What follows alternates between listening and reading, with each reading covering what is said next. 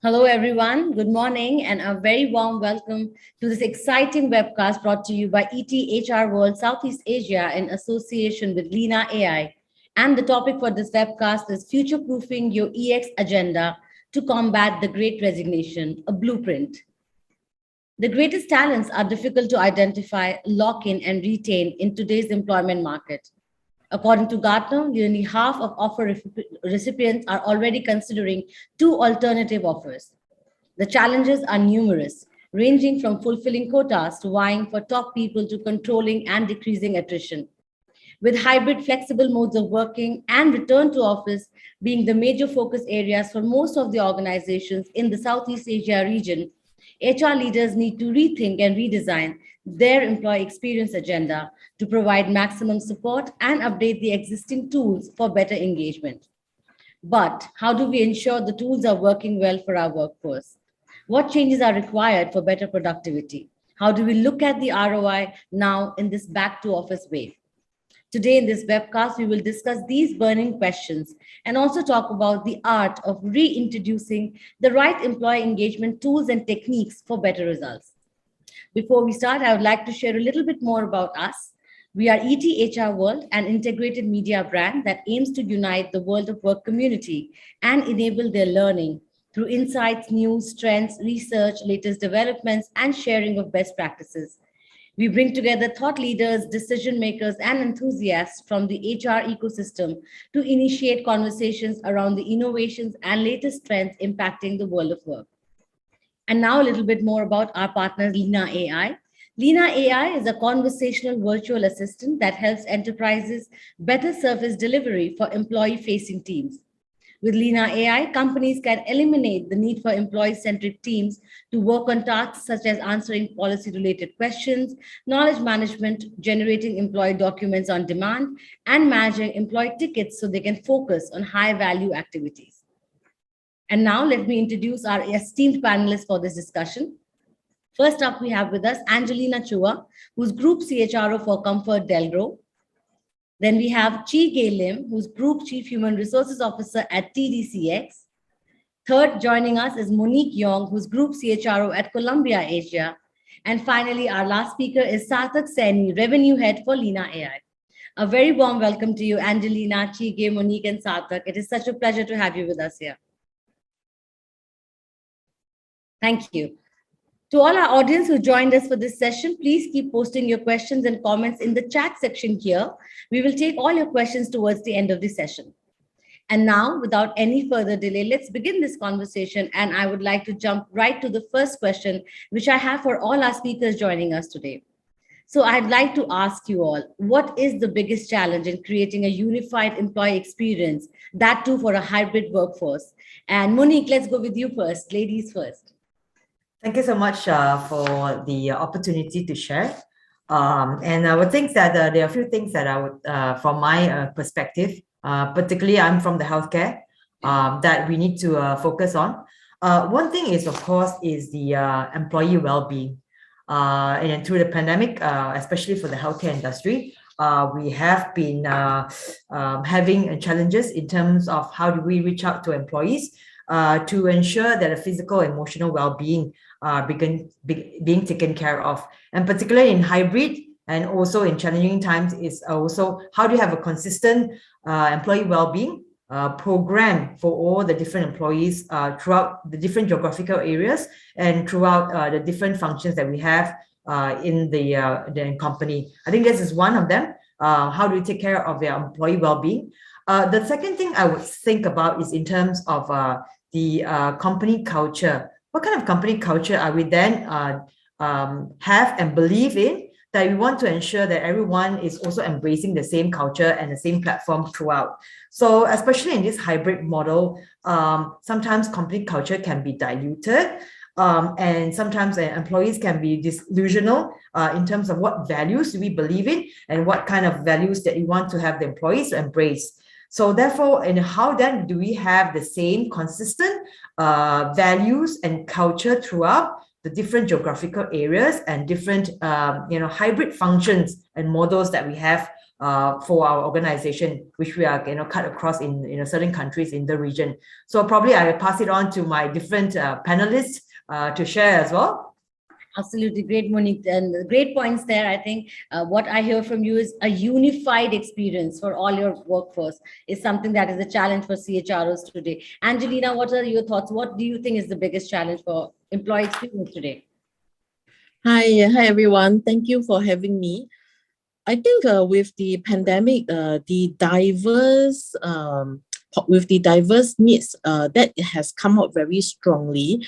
We used to be talking about generational, differences and how we would work and try to satisfy the requirements, and the needs of different people in the different age group, different generations. However, I think that is no longer just a one-faceted item that we are looking at. In fact, with the pandemic, we have to look at, in terms of mental wellness, physical well-being, and there are also needs that have come out, different type of needs that have come out very, very strongly. So I guess the theme around diversity and inclusion has also been very, very prominent. The way that we look at experiences today, we need to slice and dice, different data cards looking at how people are actually even feeling. So we do more pulse survey, we do more sprints. So in essence, how we summarize it is that we need to be more agile in our HR practices, to make sure that we keep up with that important team of employee experiences, and how do we do our best, to meet the needs of every single individual in the organization. Exactly. Thanks, Angelina. Thanks for sharing that. How do you personalize experiences? How do you understand the needs of your employees? I think that's going to be very crucial. And it's a big challenge, actually, when you have to manage a large number of employees based out of different locations with different needs. So thanks for sharing that. Chige, coming to you now, what do you think is the biggest challenge for employee experience today? So Monique and also Angelique have shared, Angelina has shared a lot of the key points. What I want to add on will be, good morning everyone before I go on, and thanks for inviting me. Before I go on, I just want to call out some of the insights that we see over the last 2 years. When we conduct engagement survey twice a year, we found out that one of the category of the team's sense of belonging have dropped almost 1% each and every year. So that's one area, especially on the question of best friend at work. So we see one trend. We also see a trend of burnout and also a lot of requests for the employee assistance program to support them on the counseling. That's why we see an increase. When we interview our employee, whether they want to work from home, whether they want to be hybrid, whether they want to be working from office, we are surprised to find that, not sure whether they want to make us happy, but we found that many of the employees wanted to go back to office because they miss a lot of social bonding that they missed over the last 2 years. Just like now, there's so many travel. So I guess maybe later on they want to go back to work from home. I'm not sure, but that's what the current indication. We also see some of the point of job satisfaction drop in certain area of jobs. And we also see there's a drop in the culture. I think Monique brought it out, which is a very good point. We used to have the 2 days or 3 days, depending on whether you're expat or local, onboarding experience, which is our new joiners orientation. And one of the day we spend a lot on our core values and also the team building exercise. And over the pandemic, we're doing virtual. And we see that there is a drop in terms of the social bonding of what we call a colleague relationship. And now we have wanted it back, the face-to-face onboarding experience. That's one of the decisions that we make. It might not work for you, but this is what we see, that culture have diluted of what Monique had mentioned. The other one that we have also see that is the real-time conversation that has been missing. We do have regular conversation in our practices, but the real-time conversation is missing because working from home, in particularly, people are less follow-up because they are all maybe burn out with all the meetings. So that's what the challenges that we face over the time, and I think the short of having the face-to-face human touch, especially that we lost two of the senses, the smell and the touch, that make a lot of difference. And that is what are the challenges that we see, and we learn and we are making some changes to after the post COVID-19 in terms of practices. We are not going back to pre-COVID. We also learned there's a lot of good practices during the 2 years, but we also going back to some of the old practices that we found that we can't execute during the pandemic time frame. So now we are talking about a new way of employee experience, and some people call it in the hybrid workforce today. Yes. So I just want to stop here just to call out some of the challenges and where we are right now. Thanks, Shige. Very important point. While Monique spoke about culture, Angelina spoke about well-being, and it's this human connect that you spoke of. Though there's a lot of debate ongoing about whether people want to go back to office or not, but your point in saying that when people are missing the human connect, I think this whole face-to-face interaction is something that is creating that unified culture and a unified experience is where you need that very importantly. So thanks, Shige. Sarthak, finally, I'm coming to you, and I'd like to hear your views on you interact with a lot of organizations. What are some challenges that you have been seeing now? Absolutely. Thank you. First of all, hello, everyone. Now for this, I think there's not even a single challenge. There are many challenges that have come up in this hybrid workforce, right? So, IT companies, they are working from home. Manufacturing companies, or let's say manufacturing employees, are still going to the, to the factory. Sales team, they have to meet the customer to meet their quotas, right? So it's a more complex problem than before, right? When we all were going to the office, when, if I have any query, I can directly knock HR door and ask for those queries resolved. Or maybe I can speak with the manager sitting next to me or my colleague, to get any kind of information. Or training has also become very complex, very hard, I would say, because earlier training, I could also, I could train on the job without, getting trained with the content. I can sit with the manager for 1 day or 2 days and get trained on those certain aspects, right? But holistically, if I look at, it's basically access to information. All of these information are broken into multiple pieces, are spread across multiple softwares, multiple, folders in the organization. But how to access those information and the ease of access is, I think, is the biggest challenge which I see in today's world in the hybrid workforce. That's a great point again, Sarthak. I think access, equal access, ease of adoption, while there can be a lot of technology, how do organizations create again that kind of a platform, that agility again to change from time to time as to what is working and what is not working for employees is also a challenge for HR leaders to do. So thanks for sharing that. Angelina, I'd like to come to you again, and we're talking about how you spoke about how agility is going to be very important, because if you keep changing, keep transforming yourself as to the needs of the employees. We are in a very employee-driven market today, so that's going to be very important. So how should organizations redesign their agenda for employee experience and overall engagement by giving the power back to the employees, since it is an employee-driven market today? So I'd like to hear your views there, Angelina. Sure. Thanks. Sorry. No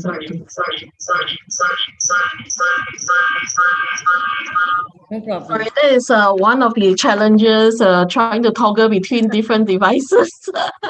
Yeah, that is indeed. Yes. I guess for us, we have made it, we have in fact weaved the employee experience piece into our HR mission, because overall we have a grand mission that we want to reach to, that is obviously to be an employer of choice, and we recognize that the employee experience piece is so important these days. In fact, we view it as the most important for us, so we weave that into our mission, and that's a new mission that we have launched. And what we simply said is that, let's try to put in our best to provide a superior employee experience to in all that we do. So when we think of processes, when we think about improvements, when we think about well-being, any teams that's across HR in all that we do, we make employee experience the first consideration. So we always ask ourselves, if we were to do this, how would the employee feel? Would it be something that, they are interested in? Would it be something that, they will feel happy to have? So I guess it starts with a fundamental mindset shift. So that is something that we have done. So you have to put it a priority. So I guess that is something that if we don't put it into priority and we don't measure ourselves and how what the results that we are getting for it, then we feel that it might be challenging. So therefore, what gets measured gets done. So that is something that to share what we have done. Thanks, Angelina. Interesting point there also. Sathik, would you like to chime in and say, how do you think organizations should redesign the employee experience agenda? Right. So I think when we say that we have to provide, or let's say bring back the power in the employee hands, it means that we have to provide a tool, or maybe make them self-serve rather than knocking HR door and accessing those information from, or which are basically there in the some folder out there in the system, right? And COVID has actually played a very important role in in this transition where employees, they want to be self-serve, they want more and more self-serve tools, right? Imagine this employee who's sitting at home working from there, and the spouse is actually working from a different room, then there are kids, and then they are managing the entire food and the entire place, right? And they're also doing the 10 to 7 job. Now in this scenario, there are so many problems that are there, and there's so many challenges that they are facing in the in this environment, right? So I think if we provide an access or of a tool, or maybe a virtual assistant which can provide all of the information at their fingertips rather than waiting for those information, because currently they need all of the information instantly. They do not want to wait, right? So if we provide such a tool, then definitely it will solve a lot of problem. And yes, if we can have those strategic conversation with these employees as and when required to keep the human touch alive. Very interesting point. Yes, technology tools, having access to something that brings together everything in one place. I think there's so much technology happening in different spheres of our careers. It is getting overwhelming for employees. They are suffering from digital fatigue, as we are hearing a lot of reports point out. So I think if you can unify that, bring together one thing that brings everything together, that's going to be very important. I do have a very a contrasting question to that from one of our audience members, and I'd like anybody here, Angie, maybe you can also answer that. Anne has asked, is there a way, how do you ensure that employee experience is taken care of without technology? Are there any classical ways of taking care of employee experience? So Angelina, Chige, Monique, Sathak, anybody who would like to answer this question for our audience member here? Maybe I can start, to try to answer this. I guess if you look at experience, right, what are the two key areas that will drive the experiences? We talk about enablement. What are the tools, the training, the resources that we are giving to the people? And the other thing that we will look at is, besides enablement, will be engagement. So if you look at traditional engagement ways, it will be really looking at opportunities to bring people together, opportunities, for you to have physical interaction. That's the social and the human connection part that we are looking at. So without the technology, we can still, look at the enablement piece and the engagement piece. However, from my point of view, in order to know whether what we are doing is bringing us towards the right direction, some form of analytics will definitely help us. to have a real sense. Of course, we can go pen and paper, but it will be quite intensive work, but still it can be done. Of course, with technology, it's going to help us to do things slightly faster and more efficient. And these days, we are also looking at, if you were to go into a presentation, a lot of people will be asking you where your, dashboards. So I guess that is the piece that will come in helpful. But definitely, if you ask me without technology, whether it can be done, yes, of course we can. Yeah, I agree. Any other viewpoints here, Chige? Monique, would you like to add something? I can add on to the point of what Angelina have just mentioned. I think I just want to add on the data insights. Given the experience that we have, we onboard 11,000 employees last year, and this year we are onboarding 14,000. So there's no way that HR can ensuring employee experience end to end in this massive what we call onboarding. So it's very, very important for us to have a good data insights. So one of the things that we have changed in our Reimagine is to be able to get real-time feedback from our employee in their experience. So that's number one. And that which is what we are changing for. I just mentioned that we are on twice a year engagement. Now we are moving to almost every 10 days we got an engagement question to our employee, and we to see that real time. And I myself, this morning at 9 o'clock, I was reviewing the real-time data in terms of what was changed. So that is at my level, but we do train our managers to make sure that they use the data to be able to anticipate issues or even the strength real time, and empower them to be able to address the issue with the employee and to have more conversation with the employee. And to a certain extent, we also having a change management to get employee to get involved in building their own employee experience, because collectively, this is where we will achieve a better EX in terms of how today our complexity in our environment. And this is one of the change management that we are going through. So in a nutshell, teaching our team leaders and employees on the insight, because it looks like easy, we have insight, but how to interpret and how to come up with an actionable item is not as easy as what we thought. Okay. Yes. So that's number one. Number two, we also do a lot of change management to employee and also to management that if you want to have a personal experience, you need to get involved in driving that together with HR. It's no longer only a HR job or management job for us to experience those. Our promise, although we have a promise in our employer value proposition, employee value proposition, but it cannot be just drive from a HR management. It has to be at every single level. And that's one of the change management that we're going through. Okay, great point there, Chige. I think, yes, first is understanding data, understanding the insights that you're getting about your employees. And secondly is training your managers, your supervisors, your frontline leaders to manage and understand people better, the human touch. We're coming back to that again. So great point there. Monique, I'd like to come to you with my next question. And we are seeing these pain points, which is kind of impacting every organization today, right? The whole great resignation, the great reshuffle, great retention, and organizations need to come up with need of the hour strategies. So what are your thoughts around that? How can organizations take care of these pain points? Okay, thank you so much for the question. So maybe for the rest of the audience, I think it's good to kind of give a brief in terms of what this great resignation is, and then what then is great reshuffle, and then what the great companies now are looking at the great retention. I think all these are interrelated. So how this actually started is when the pandemic has been lifted, and in most countries have lifted the pandemic. The world has begun to see the what we call the Great Resignation.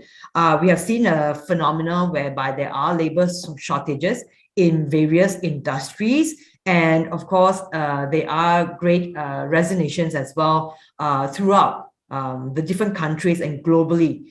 And this has been coined in the US, particularly when they see a surge in the resignations as well during this pandemic session. And that has created a lot of ruffle some feathers for all the industries and organizations as well. And when this great resignation has come about, then we talk about the great reshuffle. What does that mean? Is that, after the resignation, everybody has kind of leave the organization to be where they want to be. The reason is because during this pandemic, they may have time to reflect, to know where they are, what they believe in, what their values are, and they think that in this organization or this industry or the job they are doing is no longer bringing value to them, and therefore they want to leave organization or jobs they are doing for a longer period of time. Then we look into the reshufflement, right? Whereby people are leaving from different industry, different jobs to somewhere else, different industry and different roles, even to different geographical areas as well. In terms of, I believe in certain values. I want to be in different areas, and I think I have more value in my work, and it should be part of my life journey. It's not just a career that I'm going to have. So that's where the great reshufflement comes in, from resignation to different areas they want to be in. And that's where the organizations are then looking into, we have resignation, we have people reshuffling, and different people from different, diverse backgrounds coming to our organization. What are you going to do? How are we going to retain the people that are still with the organization? How then are we going to retain the people who have joined us from different diverse backgrounds, experiences, and different geographical areas? And what can we do as an organization in my industry, as us in HR? What can we do with the people? And that's where, how can we create the user experience as well for the people or the talents in our organization? And I would like to say this in two areas. First and foremost is, number one is understanding your employees. What exactly are they looking for? Are they looking for a more hybrid, a remote kind of work environment? Are we then, as an organization, what are we doing in an organization to support that? Are we still demanding for people to come back to the office right now because everybody can go back to the office? Or are we then giving that flexibility to the employees as well to choose and own the career and say that, I am a part of an organization. I have a say as well in terms of how I decide how I'm going to work. Understand from the organization, your employees. What are they looking for? Be it hybrid, be it what kind of remote location they may have. That's one. And of course, number two is looking at your employees. What are they looking for in terms of balance? Are they more looking for a balanced lifestyle? Are they then looking for more meaningful work? Are we then offering projects for them to be involved in and developed? I think that's the part is to understand, like what Chige has mentioned, doing a pulse check to find out from them what exactly your workforce and your talents are looking for in terms of, be it your remote working, be it work-life balance, be it what you're looking for in terms of organization can offer to them as development to retain them. And then I think the second part in terms of organization is to find out what organizations can do, right? One part is what the employees are looking for, but as an organization, what can you do to support that, what they're looking for? I think a few things that we can look for in terms of an organization is in terms of pay. I think with the rising cost of inflation, with the minimum wage that's happening, are we then having the pay equality in the organization? How are we paying our staff? How are we paying our talents? Are we benched according to competitors? Are we paying them in regards to the experience and also the knowledge they bring to the organization? How are we then paying from the people that we have in the organization versus the people that we hire from outside organizations? What is the pay equality? I think that's something that the organizations need to answer and address, so that there is a little bit more equality and they are also feel valued because they are paid accordingly.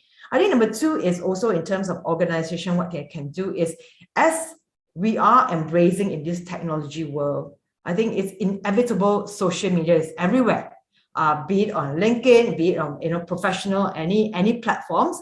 I think it's also about branding an organization and company on this social media platform so that we share in terms of what we believe, what is our values, why do you want to work in an organization with the rest of the world. If the people do not know what you're doing and what you believe for, and what you present yourself to the social media, nobody is going to know what you're going to do well. Nobody is going to know that it's probably a secret that's joining your organization, that you have something that you believe in, you want to share with. So it comes to two prongs. Number one is attracting new talents to your organization because you look attractive to them. You have certain values and certain things that you believe in and could resonate with the talents that want to join your organization. And number two, the existing employees and talents in the organization, they feel proud because they are out there. The organizations they are in, they believe on something. And when they tell people the organization they are in, everybody knows the organization they join. So I think it's something that a lot of organization and industry need to ponder. Two things. What is your employee asking for? Do you know them? If you're not, maybe it's something for you to find out and ponder. And number two, as an organization, as a manager, and as a HR, what can you do to support the requirements of the employee and the requirements of the market to address resignation, the reshufflement, as well as retention? Very, very nicely put to Monique. I so agree with you. I think you start by understanding how, when, where, what your employees are looking for when it comes to work. Very important. A lot of talk is happening around how flexibility is going to be a very, very key differentiator when you're trying to manage your employees in today's world, especially after the great resignation and the great reshuffle. So if you want to become an employer of choice, you have to understand these aspects very, very clearly. And as you said, what is the organization doing about it after knowing what is required for employees? So great point. Chige, I would like to come to you about how do you think organizations can better manage the entire great resignation, reshuffle, and now great retention? Sure, Yasmin. Morning have speak everything about it already, so nothing else for me to add on. But let me re-emphasize and echo what Morning have mentioned. So I'm just going to talk about three key messages in my whole context, and Morning have talked about the definition of all this great resignation, reshuffle, and also retention. There are three messages I want to clear: knowing your employee, adopt agility principle, and also flexibility. I want to come to these three messages. But before that, I just want to call out the full context, right? Our workforce today are having two types of workforce. One workforce is a new joiners. They go through the experience, especially the transition, whether it's a good experience transition or whether it's a bad experience, especially into our organization. That's one. And there's also the existing employees, and they have already a different demand preference over the last 2 years. So we are dealing with these two types of workforce today in today's mental and the current situation. We also look at our current pain point. We know that our on-time delivery over the last 2 years have dropped 5% on time. So in other words, we want to get it done within 2 months. We are not able to achieve 5% of requisition within 2 months. That's a drop of 5%. Our retention have dropped 2% over the last 2 years. Our processes are getting longer, not because our processes, but our stakeholder processes are getting longer. Whether the engagement with the consultant, the IT, whether even with the government agency, especially immigration, our work permit today used to be 14 days, is taking around 90 days right now. So it's not that we want it to be fast, but our work stakeholders are not moving fast for what we wanted. And they are moving, and they are not moving back to the pre-COVID. That's what we experience in terms of pain point. And we have done a number of strategies. I talk about our imagine our employee contract. Today, our employee contract types are very flexible. That's why I'm going to talk about flexibility. Whether it's full-time, whether it's fixed, whether it's gig economy, we have all this, including part-time. Working hours, we are moving to some of them to 4 days. Okay? And Friday afternoon, there's no meeting. Those are the things that we already imagine. And working location, we have people working from home, including me, have been working for almost 3 years. So that's what we have. And we also in hybrid. That's what we have imagined. We have also reimagined continuous performance management from more towards to frequent conversation And that's what we call continuous. And there's no longer a performance appraisal throughout the year. We had to imagine that. We talk about our engagement experience past. Remember, I said twice a year engagement, we have moved to every 10 days. We have changed that in Imagine.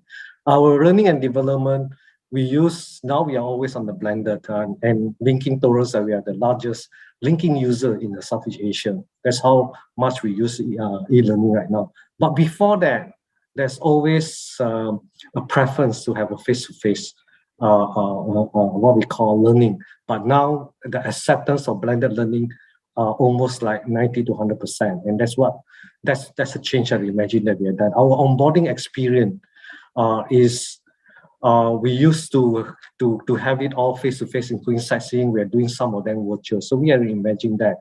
And also our total reward, our salary metrics have keep changing over the last 2 years. You know that wages have keep changed over the last 2 years, and we do that. And also some of our benefit, including leave, we don't use to have vaccination, we don't use to have quarantine. We have to imagine that without impacting their hospitalization and even their sick leave.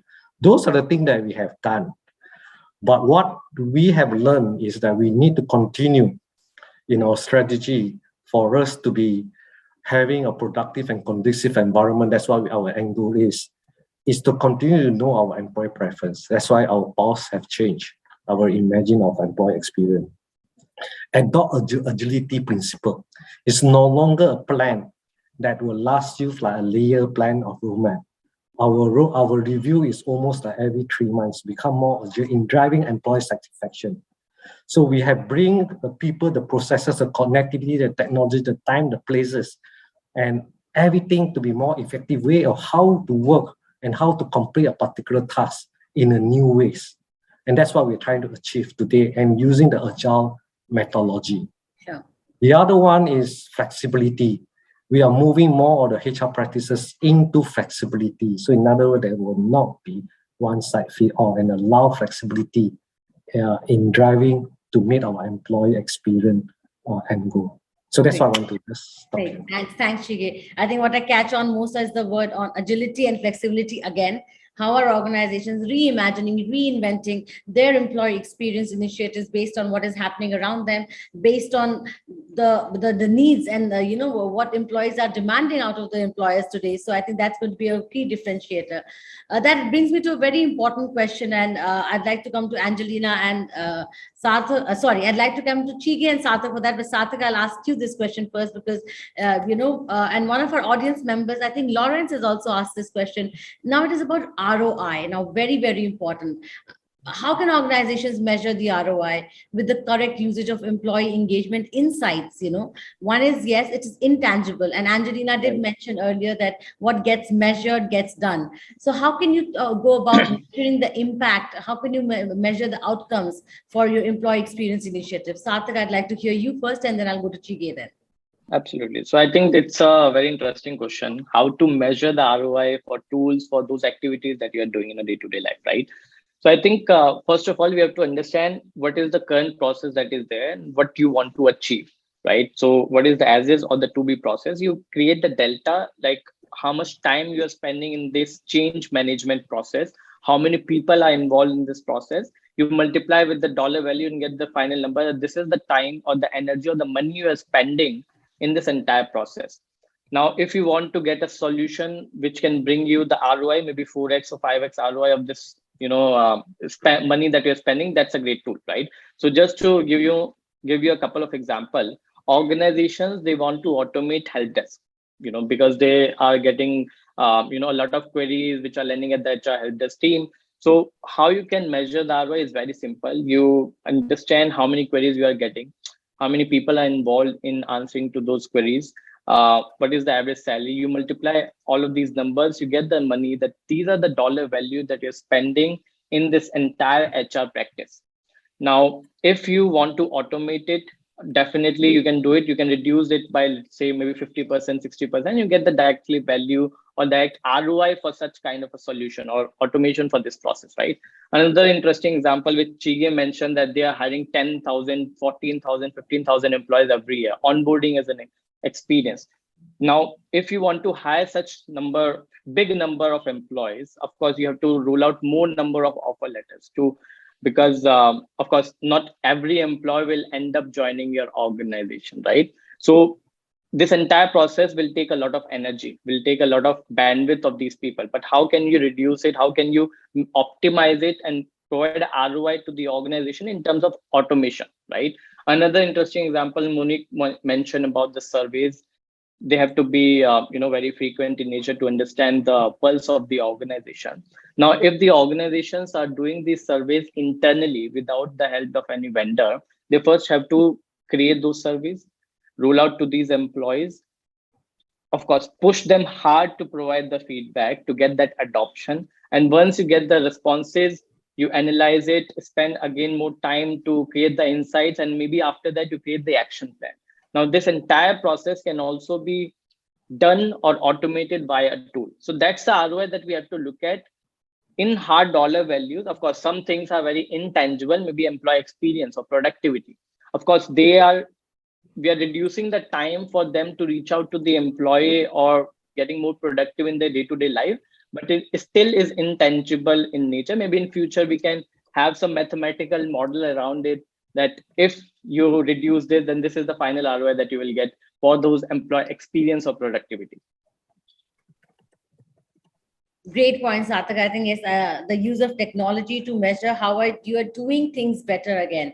What creates impact, what doesn't create impact, assessing that, and then reiterating the entire process. I think very important. Chige, I'd like to ask you also about ROI, and there's an interesting question which again comes to what what you spoke about doing pulse checks, and Sarthak also mentioned that. So you said you should do them as quickly as say 10 days also. So what's your thought on that? Does it work? Do you think employees will be that open to sharing and take the effort to share their actual feelings in such regular checks? And how do you measure ROI again? So Chige, over to you. Yeah. So I think these are all very good question. I love this ROI question too. A very good question even on the frequency of the pulse and whether employees are willing to provide the feedback. A very good question, and these are also the question that the leadership team asked me, because we do not want it to be under fatigue, right? So I would say that this is what we are monitoring, but our participation rate has been always very, very high. So that's good.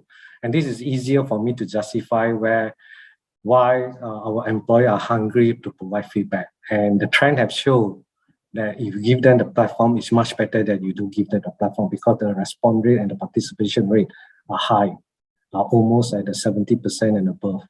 Okay, so that is one data point. The other data point is that we do have issues that I review, and new issue that I review, or concern that I review for certain department that will rise, and it's this different department have a different isolated issues. So the 10 days I will be able to see new issues. It's not like it's constantly that it's the same issues.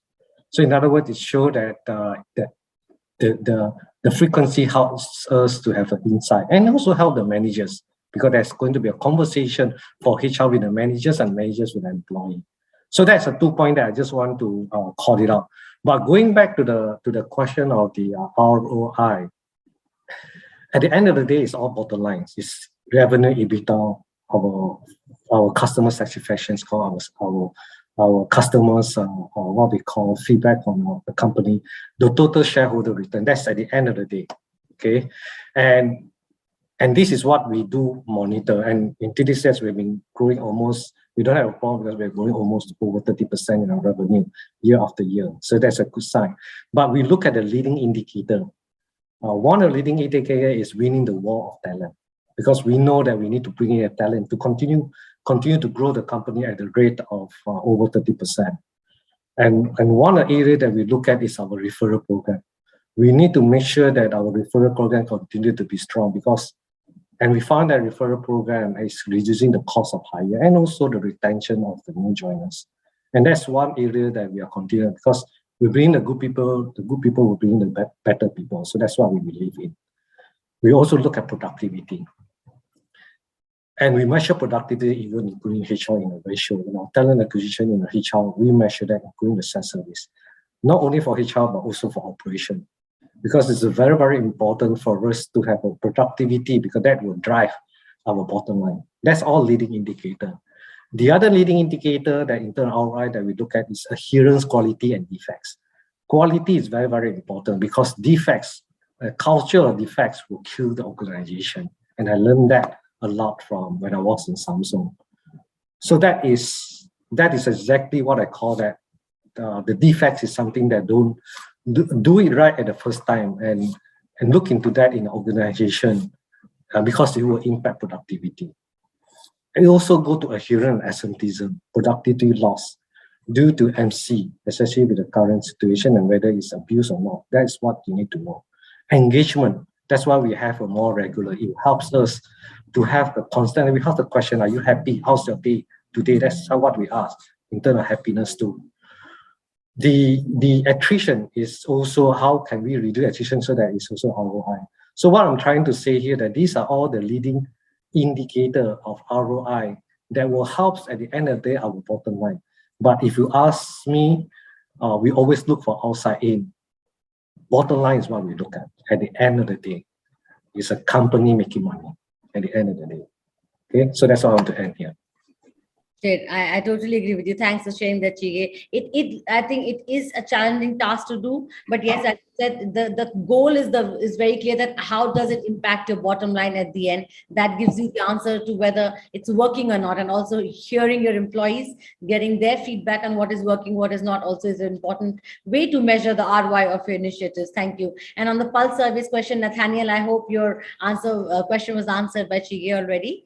Coming to another very important question, we've all been discussing a lot on how technology impacts, enables, empowers us, and how it is helping us create a better employee experience. So, Monique, I'd like to come to you and ask you, how do you think is technology or automation enabling organizations to create a more unified employee experience and helping it revolutionize it? And do you think that having a one employee assistant for all HR services will go a long way? Okay, thanks for the question. I think there's a few things we can look into in terms of innovation and in terms of technology. Obviously, technology is supposed to assist us in getting data, in getting meaningful data to interpret, for us to know where do we want to head to. To your questions of whether we need to have a unified tool in order for us to gather the information. I think there are many tools out there, and there are tools that is specific for different areas in terms of where they want to gather the data. And obviously, I think there's no one size that fits all for organization. It really depends on what the organization is looking for and what you want to derive this information from. The tools is there. You have a lot of tools for the organization. I think what is most important is how then you have the intelligence of these data points for the organization. Do you have the business intelligence from all the tools that you have to assist us in HR or assist the business leaders to find out what do we want to head to and where are some of the gaps and some of the opportunities of organization can take to move the organization forward. I think from my experience currently in my organization, we have many different tools. We are also one of the few organizations in the healthcare industry that has customized and developed our own system to support our businesses as well. However, because of this technology, innovation, I think the tools is there. You need to improvise, obviously, to the changing times, but the tools will assist us to get all the data points. But in terms of interpretation, to ensure there's a meaningful data from the tools, I think it's where the business intelligence comes in, the people comes in to analyze and make that information meaningful. And this is my experience so far. It is really about interpreting this data, getting that across, and also having the agenda to the business leaders as well in terms of what you want to move forward. As much as we talk about great resignation, talk about great reshuffling, and also great retention, but I think it's not having everything that we want to do for the organization, but to identify a few key things that make sense for your organization and industry, and focus on it and execute it and ensure everyone in the organization believes in it, so that we know where to head forward to. And of course, every organization is different in terms of where you want to go. For us in the healthcare industry is really about, employee well-being. It's really about, ensuring these people are having a good environment, and also they are in a position to serve other people as well. And I think the other portion we want to look into is in terms of what kind of culture that we want to, bring forward to the organization after this pandemic has settled. What do we want to believe in, and what do you want to head to, and how can they have a unified platform for them to now know where to head to. So yeah, back to you. Great. Thanks, Moni. Great point. Again, I said, yes, tools and technologies are there. As you very rightly said, there can be multiple tools and technologies. There can be a unified system, but we need to understand through data to business intelligence as to what is working and what needs to stay, what needs to be implemented more, what, the ease of adoption, the whole employee adoption plays a very important role here as well, because you might bring together all the technology, but you cannot overwhelm your employees. So how do you create technology? Bring technology that creates that unified experience is going to be very, very important, based on data, based on insights and intelligence from your organization itself. So thanks for sharing. Angelina, your thoughts on how can we use technology automation better, and can a one employee assistant go a long way? Thank you. I agree with Monique. I also particularly like what Chike said about, when you look at it from the business perspective, you look at outside in. My perspective on employee experience is really inside out, because employee experience is one perspective, but with the great resignation, great reshuffle, we are really focusing on candidates' experience as well. So when you are trying to hire, and attract talents, it's just as important to retain the people whom you have. So I guess that's is what we are trying to solve for. We are trying to retain people. We are trying to attract people. So knowing that as a backdrop, I will also frequently, make an analogy between CX, which is your customer experience, and EX, which is your employee experience. So if we are looking at delighting your customers, which we send pen and paper, most likely the business will tell you, no, let's invest in this, because we want to make sure that, retain our customer, we delight them. So similarly, if you're looking at bringing that into the organization, if you're looking at the employees, then I would say that, how would we want to delight our employees is basically to provide a convenient way for them to provide feedback. Because if you send a questionnaire of about 70 questions to them, I think that will really bring down the participation rate, and as well as the employee experience. So I will come from that perspective. What can we do to help our employees be happy with what we are trying to ask them to help us with, which is basically the data, the insights. That's one. Two, I would look at the technologies, in terms of digitalization, on the ability to scale. If I want to, for example, I start with a smaller business unit, and I do this, survey. Am I able to then, replicate it across different units to have more people to come on board? Do I have the ability to replicate the same set of, questions to other overseas units? So I guess with technology, that will be definitely a help and an enabler. Lastly, I will look at technology is helping us to have a consolidated view, and for us to make comparison. If I want to have insights of, let's say, a department A versus department B, technology will allow us to have heat map. So it's actually helping us to do a lot of things quicker and faster. So if I do have a choice, yes, and have the budget, I would prefer to have a unified, survey platform. If I don't, then I have to think of ways, to try to manage this. So to sum it up, I definitely think that, I think fundamentally, in deciding any solutions or any, adoption of technology, I always ask myself, what would be the experience that, our employees would want? versus, what I think will be good for the employee. So I come from that, I think from their perspective. I guess that is always something that would help us to make sure that whatever we're trying to drive give us success. Thanks. Very interesting point, Angelina. I think, yes, at times as HR leaders, we get, there's so many options around that we try and invest in every technology that's coming out in the market. But again, what is it that is working for your employees? What is it fulfilling their needs at the current moment? Understanding that, I think that is going to be very key. Technology will be an empowering tool. Technology will be an enabler. It has been the bedrock of all the transformation that has happened. But great points there on why we need to understand what our employees need first. So thanks, Angelina. Sarthak, your thoughts on this, please. Yeah, I think, the employee experience starts from the day you have the first interaction with the candidate at the time of the recruitment. And it continues till the time this person leaves your organization or probably become the alumni of your organization, right? But currently, all of this entire journey is broken. Why? Because let's say this candidate is using, one system for, talent acquisition, and they have to go to another system for onboarding. Then once they join the organization, they have to go to third system for payroll, fourth system for time and attendance, fifth system, and whatever, so and so forth, right?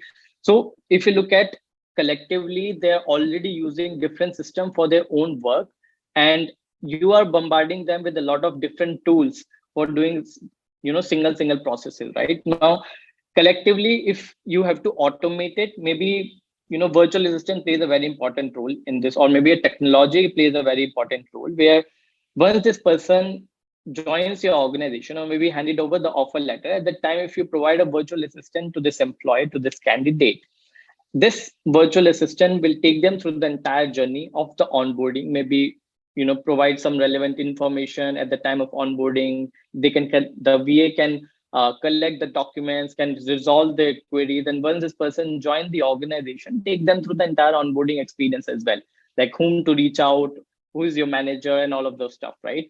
And you can also conduct your surveys on the virtual assistant, because currently organizations, they struggle to get the adoption on these surveys, right? So collectively, it will cover the entire journey of this employee and how I position it as, this virtual assistant is actually an ozone layer around the sun, around the earth, right? So all of the queries coming from the sun are actually the conversations of employees with the virtual assistant, and only the strategic conversation that pass to the, towards the HR, which is the earth in this case.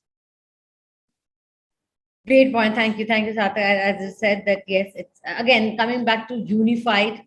How can you bring everything on the same platform, on the same place? Do not make your people run from one software to the other software. It's just about ease of use, ease of adoption. People are anyways going through a lot of change, there's a lot of happening around their well-being, the kind of challenges they're facing on a day-to-day life. So it's important to use technology to be a friend and ally at this point to make lives better for people. So thank you for sharing that.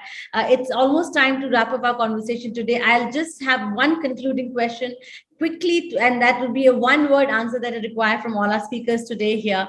I just want to ask you finally, what do you think, just one point here, what will work and what will not when it comes to creating a unified ideal employee experience? Chige, I'll hear you first. Just a line on what will work and what will not.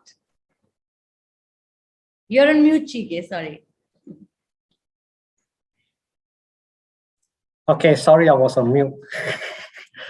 Just a quick one. I just want to emphasize that I agree with Angelina that employee experience will drive CX, happy employee, happy customers. And I just want to put a context. We need to contact our employee. We need to live up to our employee value proposition. What works is agility on our practices. Flexibility is not a destination, it's a journey. Have an empathy with your employee. The human touch is needed in today's environment.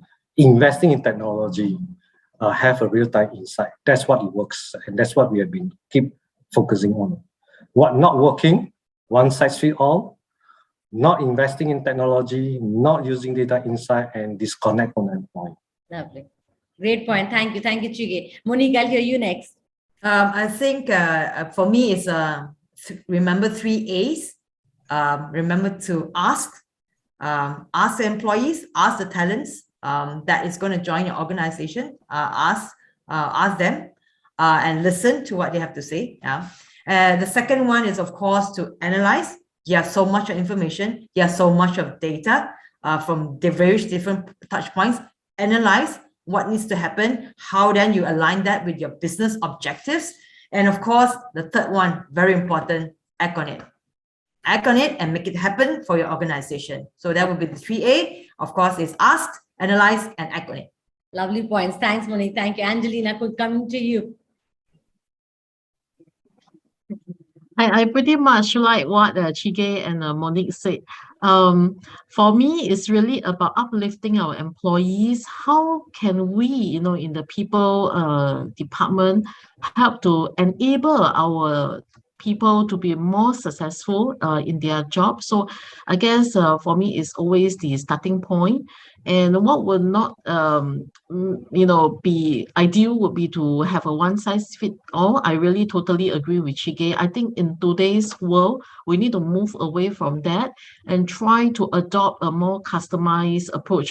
It will be very difficult for organizations, with mid to large size to try to do that. But what we can do is to cluster them into groups and, have a more customized approach to the different groups. I think that will be, I see as the way to go in the future of work. Okay, thank you. Thanks, Angelina. Sarthak, finally coming to you. Yeah, so I think according to me, what will work is easy to use UI with a self-service model and access to information. That is what, of course, it can happen by different tools, different mediums, but this is what I think should work.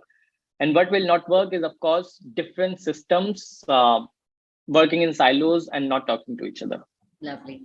Thank you. Thank you so much to all our panelists. What I hear from everyone here is that employee experience needs to be something that you work upon after listening to your people and responding to their needs. Firstly, how flexible and agile can you be? How fast you can act? And how can you use technology to create better experiences, more personalized experiences for your people based on what is working for them and what is not? So thank you so much. There was some great insights coming from you, Angelina, Chige, Monique, and Sarthak. A very insightful session. So much to learn from you.